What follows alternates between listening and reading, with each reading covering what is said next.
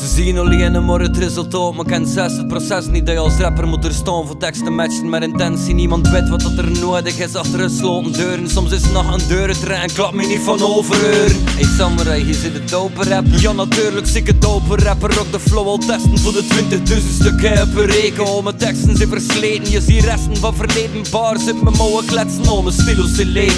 Ken een bibliotheek of verloren anekdotes, niemand die het leest. Mijn schouderwuiver is veel groter dan die 20 cd's die door de jaren al gedropt zijn. En het stopt niet, ik zie obsederen, maar ze dan niet deuren. Ze snappen het niet, ze zien niet echt mee, omdat iets is dat je pas kan snappen, maar je het individueel gaat ondergaan. Het is bloed, zweet en krokodillentranen, solo toch dat niemand nooit niet op zijn eentje goed doorstaan. En toch moet het, er is geen andere wijze of methode voor te penetreren in de diepste lagen van de code. De enige manier voor op goed niveau te raken is te werkelijke zot, totale overgave.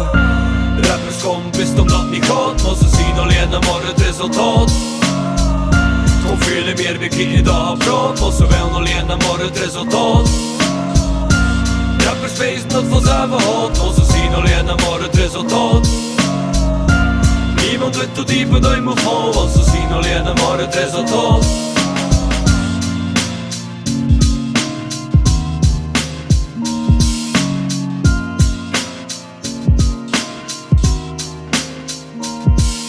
Zit er niet op te wachten, want dat niet vanzelf komt en uitgebrekt, dan is beslist beter dat je niet verder longt. Het is een explosie, een creatie. Ik zit de pen die zuiver moet gestemd worden, zodat klaar zijn voor de inspiratie. Ze niet jaloers omdat ik al jaren werken en mijn bovenhoofd draaien. Ze zien me vruchten plukken, maar ze zien niet dat ik het zo moet zijn. Ze willen proces skippen, maar toch achter resultaten ruim. Ze kennen de regels niet en toch zie je ze met recorden zwaaien. Ben de bluffspeler, start de klooi, die alleen maar een stem kopiëren van een ander lekker papegaaien. Zeg maar dat genoeg de zagen zijn die nog met platen draait, maar die van pen had je die wekke shit al even zwaar bij jou. Het proces is nog veel zwaarder dan bij Kafka. Aan teksten schrijven totdat je elke pixel op je blad snapt, totdat je tennis ellebogen et en dat je een hand kramt. Het is veel meer dan een resultaat, het is echt heel ambacht. Rappers komen best omdat het niet gaat, maar ze zien alleen maar het resultaat. Toch veel meer bekijken dan praat, maar ze willen alleen maar het resultaat.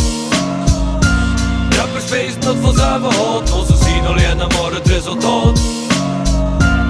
Niemand weet hoe dieper dat je moet gaan, want ze zien alleen maar het resultaat.